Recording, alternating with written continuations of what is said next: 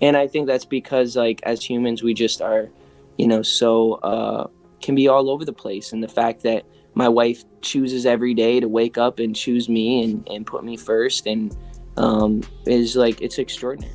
The protective bubble has popped. Justin Bieber used to glide through life like a hologram, brightly lit, untouchable, safely projected a few feet above real-world consequences. Yet, on a warm April night at Coachella, 2025, the projector jammed. Fans watched a global icon lift a blunt to his lips.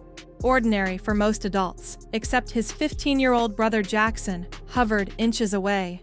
Sometimes I'm really like, damn, I wish I was watching Cops right now. Mm-hmm. Do you ever accidentally sing that instead of your lyrics? I wish I was watching Cops right now. No, usually I'm just killing it. Eyes flicking from camera lenses to red-hot ember. Hailey Bieber, equal parts wife, sister-in-law, and crisis manager, lunged forward in split-second instinct, ushering Jackson out of frame. In that moment, the Titan armor cracked, reminding the world that celebrity is only skin-deep and fame is never flame-proof. The smoke cloud drifted up, catching Ferris-wheel neon and dissolving into desert air, yet its fallout spread worldwide before the last bass drop. Coachella should have been a victory lap. I've had situations or a situation where I feel like there was like a lot of stuff I found out about the situation, and then I knew if I confronted the person, they were just not gonna own up to any of it. So it's like, what's the point? Instead, it became a 5-alarm siren for everyone who still believes in the boy who once sang about never saying never. Blunted reality on the desert stage. Phones glowed like fireflies across the polo fields as fans captured Justin, shirtless, tremor-thin, pupils reflecting kaleidoscope lights, nodding to a beat louder than his thoughts. Some screamed, "Let JB live!" Others whispered, "Jackson's right there, dude." Within hours, the internet split into warring tribes. Long relationship, real relationship that created heartbreak and created happiness and a lot of different emotions that I wanted to write about. So and that's on this album. Yeah, there's a lot of that on this album. But not a direct response. Not a direct response, no. One hashtag championed festival freedom.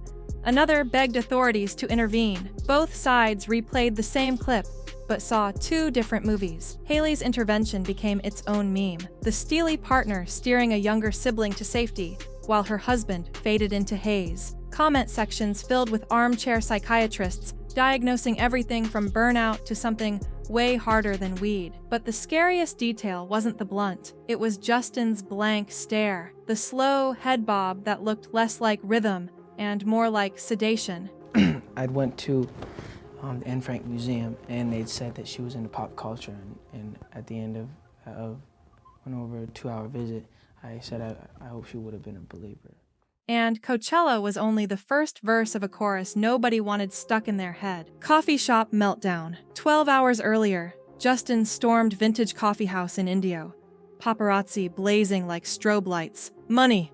All you care about is money," he shouted, voice ragged enough to scratch glass. Startled patrons froze mid-latte. Yet, moments later, behind the counter, he morphed into sunshine, hugging baristas, praising their oat milk foam art, promising free concert tickets. I did. What'd you think? I went at 12:45 and I fell asleep because it was so late. It was so late, and I worked all day, and I thought it was cool to go to a 12:45 premiere, but it was a 2-hour movie and 2 hours and 22 minutes. and so it was like, how late when It was late. crazy. Workers swapped bewildered looks. Which version was real? Witnesses posted TikToks comparing his outside rage to inside charm. The phrase, dual mode Bieber, trended, half joke, half alarm bell. Old fans remembered 2014's Miami mugshot and wondered if that cautionary tale was rebooting in 4K.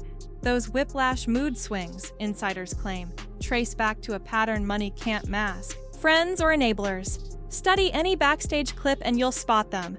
It's just a kind of a faith journey of believing whether that's true or not, and how that kind of can change your life, and that's everyone's individual faith journey. An orbit of hype men, wannabe influencers, and creative directors with hazy resumes. They hand him bottles that smell like tropical sugar, but sting the nostrils, laugh at half-spoken jokes, cheer each reckless selfie. Festivals comp him luxury suites, Brands comp the bar tab. Nobody comps responsibility. Critics note his shrinking frame and constant nodding, suspecting more than casual THC. One eyewitness swore Justin teared up mid-party, repeating, "You still believe in me, right?" So after I finish my album and my album comes out, then I'm gonna rehearse for my tour, and then I'm gonna go on tour. So probably right like this summer.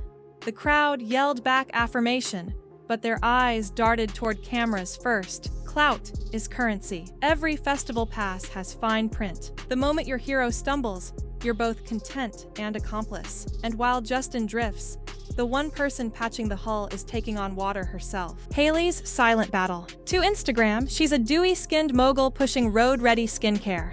Offline, she's juggling brand calls, prenatal vitamins, and a husband the internet diagnoses by thumbnail. Recurring ovarian cysts tighten like fist-sized knots, sparking pregnancy rumors she has to debunk before breakfast. This is about me, Hailey Bieber, and Selena Gomez. This is not about this pitting between two women and division between two women. It's about vile, disgusting hatred. If you deal with ovarian cysts, I'm right there with you, she confessed. Trading glam for candor. Health forums lit up, strangers swapping remedies, prayers, conspiracy reads. Meanwhile, Hailey still fields questions about Selena-coded lyrics, edits talk show invites to protect her stress levels, and, in that viral clip, deploys mother hen instincts to pull Jackson from a cloud of smoke. Her vows promised in sickness and in health, but Coachella never made it into the ceremony program. Even the strongest marriage needs allies. Yet, music biz allies are quietly backing away. The money machine phrase. At label headquarters, executives once carved marketing calendars around Bieber drops. Now they keep contingency budgets for canceled gigs. Tour insurers jack premiums, whispering phrases like behavioral volatility. A sneaker launch slated for summer slipped to TBD after risk analysts flagged festival footage. A longtime promoter says backstage passes now come with confidentiality clauses thicker than set lists. Say no and you're ghosted, he shrugs. But say yes long enough and you're enabling the nosedive. The machine still prints money, but the gears screech like brakes on bald tires. Bad headlines also unearth ghosts Justin swore he'd buried. Old demons, new stage flashback montage. 2014 drag racing Lamborghinis at 4 a.m. Miami police mugshot immortalized on merch he never authorized. Eggs splattering a neighbor's mansion wall, costing more than most folks' mortgages. Add a revolving door romance with Selena Gomez. Heartbreak anthems volleyed across radio waves.